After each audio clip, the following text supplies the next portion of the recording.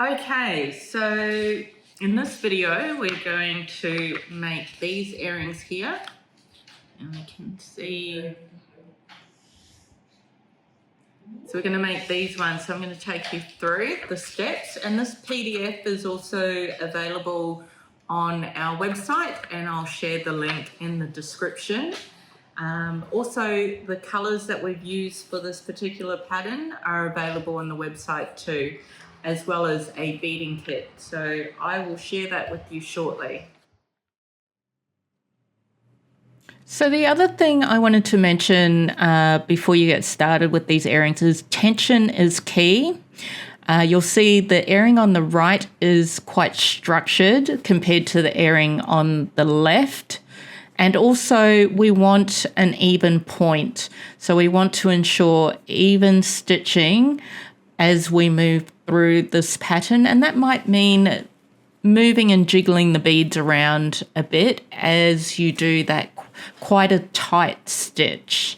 Now you see on the left, this one here has had a loose stitch and it's quite flexible. It's got a lot of movement there, and our design can start to bend and look out of shape. Whereas the earrings on the right are very structured and have little movement. So this is the type of tension that you want, a very tight tension. We don't want it bendy and flexible. We want to make sure it's quite structured and neat. Now, if you're just starting out with bead weaving, don't be too disheartened if it doesn't work out the first time. Try it again. Practice does make perfect, and even when I was designing this set of earrings, you know, I had a couple of attempts at it. So please don't be too discouraged if it doesn't work at first. Just have another practice, and then you'll start getting familiar with the different weaving tension and what it does and how that works for your designs. So please don't give up and keep trying. And if you have any questions, please feel free to ask me in the comments below at any time. I keep checking on this channel, so I will make sure to reply. Now, with the downloadable PDF pattern, or if you're looking at the kit, you'll have the printed pattern. The rows between the last row at the bottom and the 3 rows at the top need to be 2 beads high. So each row is 2 beads high, and that's pointed out in the pattern. So for this design, we're using 4 colours. We have the translucent purple, translucent turquoise, aqua, and black. So we start off with 2 black beads, and then we have the 2 translucent turquoise beads, and that's where we start with this pattern. So you'll see me loop the thread around and come up from the bottom 2 beads, just making those 2 sets of beads sit side by side.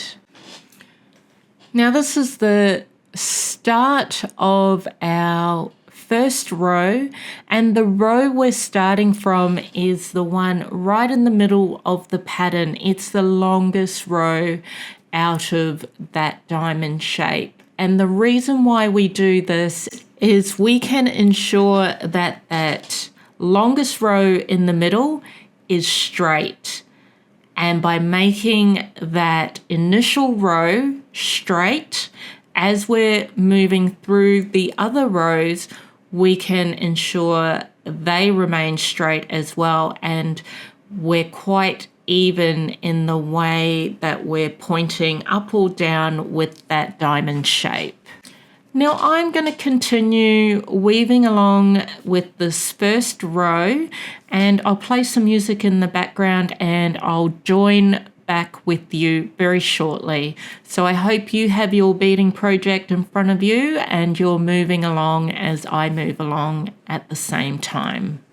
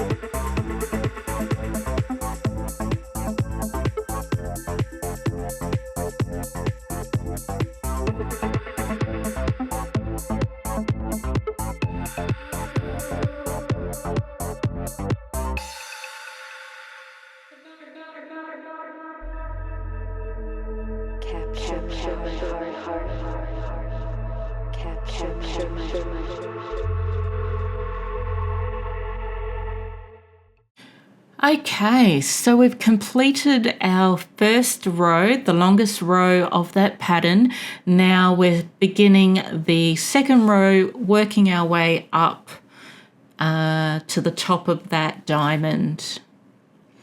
So as we move through this pattern, what I found is I didn't actually need to, with the printed pattern, I didn't need to fold the page up to keep my place within the row I'm up to on the pattern. As each double row is set out as a single row, it's quite easy to follow, and also the pattern is quite repetitive. So you really do get used to, well, what coloured bead comes next. So you might like to try that setup yourself. So just have the printed pattern next to you, refer to it occasionally, and you'll slowly start becoming familiar with what coloured bead comes next. All right, continue weaving while I play some music in the background, and I'll be back with you shortly.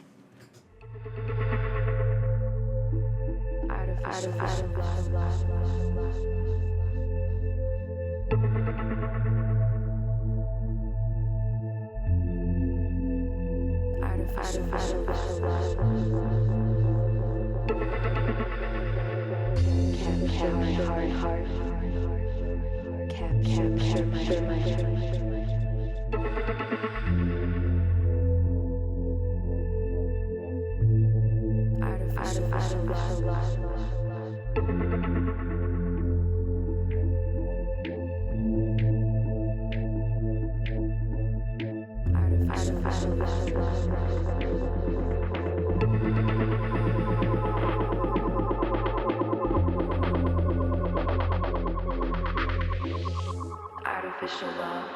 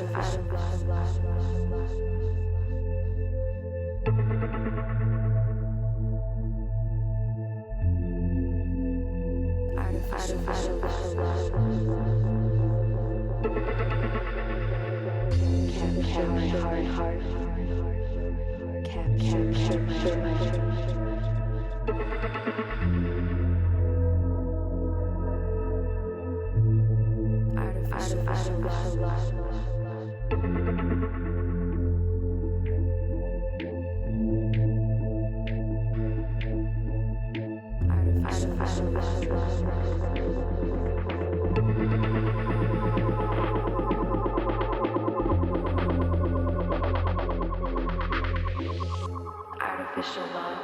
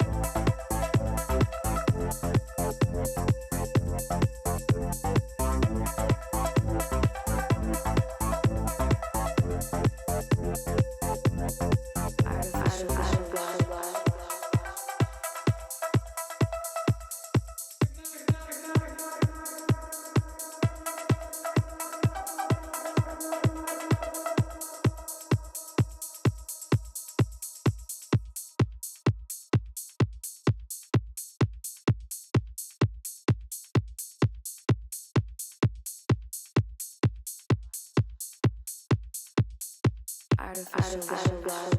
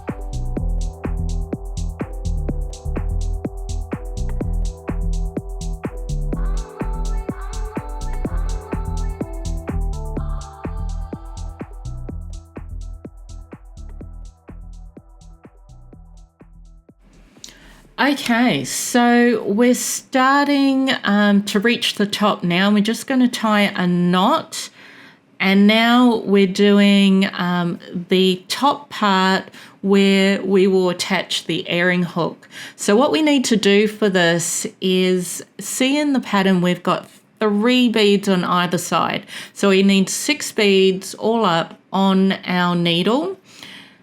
And then we're going to go back through, and it creates a little loop where we can attach our earring hook to. So just as we would normally do, go through the bridge, back up the 3 beads, and then we're going to go back down and back through again just to double up that thread. And just where the bridge of that thread is where we will hook on the earring hook, like so. Okay, now we're going to bring the thread all the way down to the bottom row, and then we're going to look at beading the remaining bottom part of the diamond.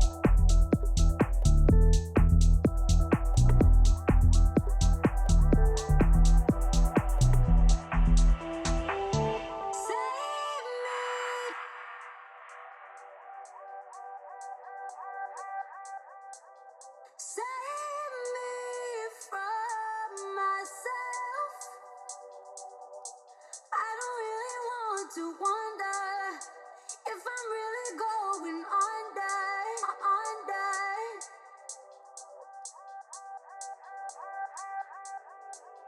I don't really want to wonder.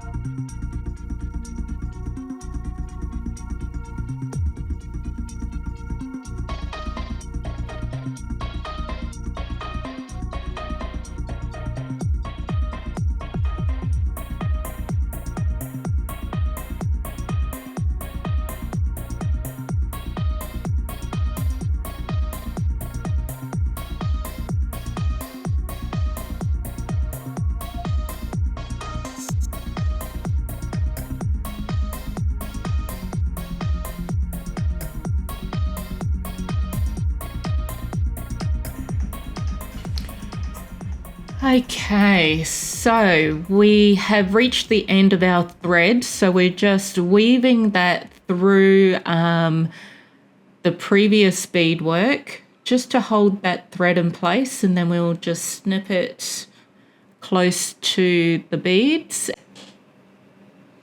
And then we'll just get our thread ready and we'll look at rethreading that needle like so. And the size of the needles are size 10, and I actually sell a pack of 6 of those needles within the beading kit. And what I love about these needles is they're quite solid. So the higher up in size that you go with the needles, they become thinner in size, which means they can fit quite neatly within the hole of the bead. But then the thinner you get, the more sort of flimsy and delicate the needles become. So I find size 10 is a nice happy medium where they still fit in the hole of the bead in a few passes with the thread, and they're also quite sturdy. So I think they fit quite well in Toho and Miyuki beads because it does depend on what sort of beads you have. And I guess also the type of beadwork project you're wanting to achieve. How many passes do you need to go through the bead? Every time you pass that thread through the bead, it makes that hole smaller. So there might be some projects where you need a higher sized needle, but for the design that we're doing at the moment, size 10 is fine. Okay, so we're moving through this project and we're almost coming to the end. I'll play the music again and I'll meet you near the end of this video.